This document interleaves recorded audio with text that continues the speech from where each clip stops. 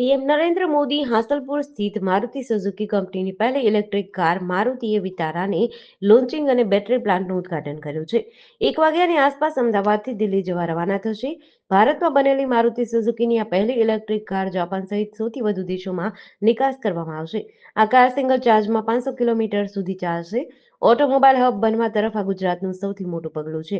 આ કાર્યક્રમ બાદ પીએમએ તેમની 2 દિવસની ગુજરાત મુલાકાત પૂર્ણ કરી દિલ્હી જવા રવાના થયા છે. આ દરમિયાન સંબોધન કરતા પીએમએ જણાવ્યું કે હવે દુનિયામાં મેડ ઇન ઇન્ડિયા લખેલી ઈવી કાર દોડતી જોવા મળશે.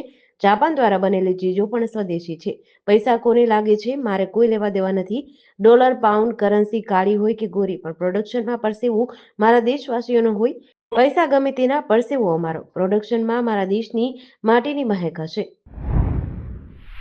सीआईडी क्राइमे बीजेड स्केमમાં આરોપી ભૂપેન્દ્ર ઝાલા સામે 6,000 કરોડના સ્કેમની નોંધેલી મૂળ ફરિયાદમાં ભૂપેન્દ્ર ઝાલાએ એડવોકેટ વિરલ પંચાલ મારફતે ગુજરાત હાઈકોર્ટમાં રેગ્યુલર જામીન અરજી દાખલ કરી હતી, જેની ઉપર સુનાવણી બાદ ગુજરાત હાઈકોર્ટે ચુકાદો અનામત રાખ્યો હતો. આજે ચુકાદો જાહેર કરતા હાઈકોર્ટે ભૂપેન્દ્ર ઝાલાને રેગ્યુલર જામીન આપ્યા છે.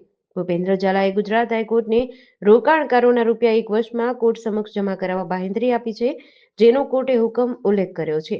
ઝાલાને જામીન મળતા તે 8 મહિને જેલ બહાર આવશે. બીઝેડની અલગ અલગ જિલ્લામાં આશરે 14 જેટલી ઓફિસો આવેલી છે. ભૂપેન્દ્રસિંહ ઝાલાની અલગ અલગ ઓફિસોમાં કુલ આશરે 51 વ્યક્તિઓ નોકરી કરતા હતા. 100 થી 300 રૂપિયાના બીઝેડ ફાઇનાન્શિયલ સર્વિસના નામે કુલ 12,518 સ્ટેમ્પ પેપરની ખરીદી કોઓપરેટિવ બેંકમાંથી કરવામાં આવી હતી. અમેરિકા સરકારે ભારતમાંથી આયાત થતી વસ્તુઓ પર વધારાનો 25% ટેરિફ લાદવાની સત્તાવાર સૂચના જાહેર કરી છે. આ પેનલ્ટી ટેરિફ 27 ઓગસ્ટે ભારતીય સમય મુજબ રાત્રે 12 વાગ્યે અમલમાં આવશે. રાષ્ટ્રપતિ ડોનાલ્ડ ટ્રમ્પે આ મહિને રશિયા પાસેથી તેલ ખરીદવા બદલ દંડ તરીકે આ ટેરિફની જાહેરાત કરી હતી. અગાઉ અમેરિકાએ વેપાર ખાતનો હવાલો આપીને ભારત પર 25% ટેરિફ લાદ્યો હતો, એટલે કે ભારતીય માલ પર કુલ ટેરિફ 50% સુધી વધી ગયો છે. હોમલેન્ડ સિક્યુરિટી વિભાગ દ્વારા જાહેર કરાયેલા નોટિફિકેશનમાં કહેવાયું છે કે નવા ટેરિફ રશિયન સંઘની સરકાર તરફથી અમેરિકાને ધમકીઓના જવાબમાં છે અને એ નીતિના ભાગરૂપે ભારતને નિશાન બનાવવામાં આવી રહ્યું છે. એમાં લખ્યું છે કે આ દસ્તાવેજના પરિશિષ્ટમાં દર્શાવેલા ટેરિફ 27 ઓગસ્ટ 2025ના રોજ પૂર્વીય ડે લાઇટ સમય મુજબ રાત્રે 12 વાગ્યે અથવા એ પછી ભારતમાંથી વપરાશ માટે દાખલ કરાયેલા અથવા વપરાશ માટે વેરહાઉસમાંથી લેવામાં આવેલા ઉત્પાદનોના સંદર્ભમાં અસરકારક રહેશે.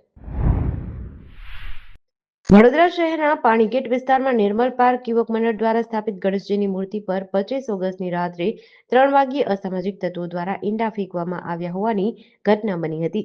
આ ઘટનાએ શહેરના શાંતિપ્રિય વાતાવરણમાં ખળભળાટ મચાવ્યો છે. વિશ્વ હિન્દુ પરિષદ વડોદરા મહાનગર મંત્રી વિષ્ણુ પ્રજાપતિએ જણાવ્યું કે પોલીસની હાજરીમાં ઈંડા ફેંકવામાં આવ્યા છે. કંઈક દાખલો બેસાડે તો સારું, બાકી તો આમ જ ચાલવાનું છે. આ મામલે ડીસીપી એન્ડ્રુ મેકવાને જણાવ્યું કે આરોપી સામે કડક કાર્યવાહી થશે. આ ઘટના રાત્રે 3 વાગ્યાના આસપાસની છે. શકમંદોને પકડીને પૂછપરછ કરવામાં આવી રહી છે. સાથે જ સીસીટીવી ફૂટેજની તપાસ કરાઈ રહી છે. હાલમાં અજાણ્યા શખ્સો સામે ધાર્મિક લાગણી દુભાવવાની ફરિયાદ દાખલ કરી તપાસ શરૂ કરી છે. આ વિસ્તારમાં પેટ્રોલિંગ અને બંદોબસ્ત વધારવામાં આવશે. ગોંડલના અમિત ખૂંટ આત્મહત્યા કેસમાં ગૃહ વિભાગ તરફથી સ્પેશિયલ પીપી અને આસિસ્ટન્ટ પીપીની નિમણૂક કરવામાં આવી છે. સ્પેશિયલ પીપી તરીકે ચેતન શાહ અને આસિસ્ટન્ટ પીપી તરીકે હિરેન પટેલની નિમણૂક કરાઈ છે. સમગ્ર કેસમાં અનિરુદ્ધસિંહ જાડેજા, રાજદીપસિંહ જાડેજા તેમજ મકરાણી સહિતના વ્યક્તિઓ ફરાર છે. તાજેતરમાં સેશન્સ કોર્ટ દ્વારા અનિરુદ્ધસિંહ જાડેજાની આગોતરા જામીન અરજી રદ કરી હતી. સાથે જ પોપટ સોરઠિયા હત્યા કેસમાં અનિરુદ્ધસિંહને મળેલી સજા માફીનો હુકમ હાઈકોર્ટે રદ કરી 1 મહિનામાં જેલમાં સરેન્ડર કરવા હુકમ કર્યો હતો. ગોંડલની સેશન્સ કોર્ટે રીબડાના અનિરુદ્ધસિંહ જાડેજાની આગોતરા જામીન અરજી નામંજૂર કરી છે. આ પહેલા કોર્ટે તેમના પુત્ર રાજદીપસિંહ જાડેજાની આગોતરા જામીન અરજી પણ ફગાવી હતી. અમિત ખૂંટ આત્મહત્યા કેસમાં અનિરુદ્ધસિંહ અને રાજદીપસિંહ જાડેજા સામે આત્મહત્યા માટે દુષ્પ્રેરણાનો ગુનો નોંધાયા બાદ હાલ બંનેની શોધખોળ ચાલી રહી છે.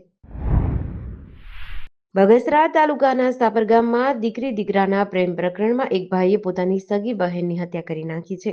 50 વર્ષીય મહિલાની તેમના મકાનમાં છરીના ઘા મારીને હત્યા કરાઈ છે. હત્યાનું કારણ મામાની દીકરીને મહિલાનો દીકરો ભગાડી જતા માતાએ જીવ ગુમાવવાનો વારો આવ્યો હતો. ચકચારી હત્યાના બનાવને પગલે પોલીસે ઘટના સ્થળે દોડી જઈ તપાસ હાથ ધરી હતી. પ્રાથમિક તપાસમાં ખુલ્યું છે કે મૃતક ગીતાબેનના સગાભાઈ નરેશભાઈ કિમજીભાઈ ચૌહાણે આ હત્યાને અંજામ આપ્યો છે. હત્યાનું કારણ મૃતક ગીતાબેનના દીકરા હાર્દિક અને આરોપી નરેશભાઈની દીકરી ખુશી વચ્ચેના પ્રેમ સંબંધને ગણવામાં આવી રહ્યું છે. બંને વહેલી સવારે ઘરેથી નીકળી ગયા હતા, જેનાથી નરેશભાઈ મનદુખમાં હતો. આ મનદુખના કારણે તેણે પોતાના સગા બહેનની છરી વડે હત્યા કરી હતી. આલાંબલિયાએ ગીર વિસ્તારમાં થયેલા 139 કરોડના કામોમાં વ્યાપક ભ્રષ્ટાચારના પુરાવા મુખ્યમંત્રીને મોકલ્યા છે. તેમણે ઈમેલ દ્વારા પત્ર સાથે 2 વિડીયો પુરાવા મોકલ્યા છે.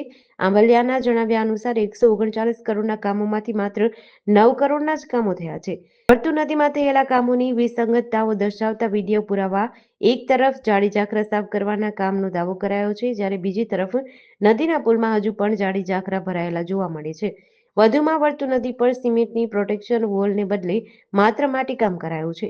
સિંચાઈ વિભાગની નિષ્ક્રિયતા ઉપર ઉજાગર થઈ છે. પુલમાં જાડી ઝાખરા ભરાઈ જવા છતાં વિભાગે કોઈ પગલાં ન લેતા ખેડૂતોએ જાતે સફાઈ કરવી પડી રહી છે. આંબલિયાએ આરોપ મૂક્યો છે કે 40% કમિશનવાળી સરકારે ઘેડમાં 96% સુધીનું કમિશન લીધું છે.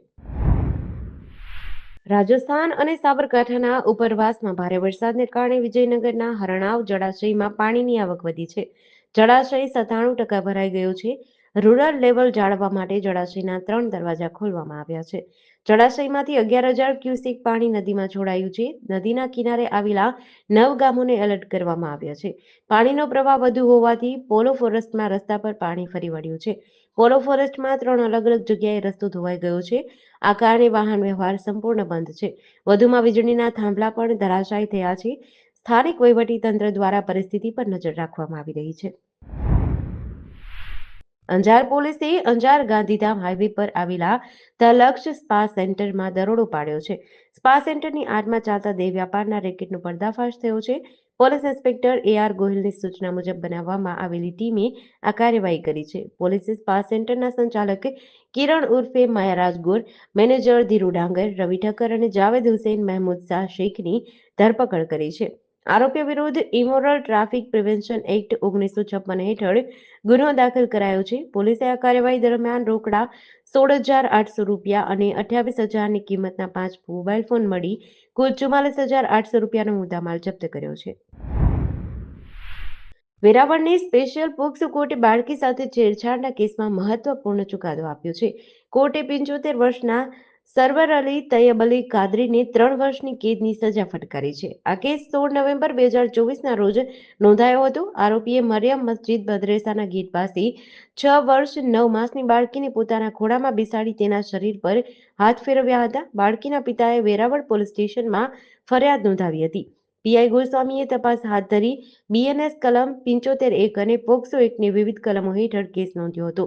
જજ જે પંડ્યાની કોર્ટમાં કેસ ચાલ્યો, જ્યાં જિલ્લા સરકારી વકીલ કેતનસિંહ વાળાએ પીડિતા અને સાક્ષીઓની જુબાની સાથે દસ્તાવેજી પુરાવા રજૂ કર્યા હતા. સરકારી વકીલે દલીલ કરી કે સમાજમાં દીકરીઓની સુરક્ષા માટે પોક્સો એક્ટની જોગવાઈ કરવામાં આવી છે. વૃદ્ધ વયે પણ આવું કૃત્ય કરવા બદલ આરોપીને કડક સજા થવી જોઈએ. કોર્ટે આ દલીલો ધ્યાનમાં લઈને આરોપીને દોષિત ઠેરવ્યો હતો.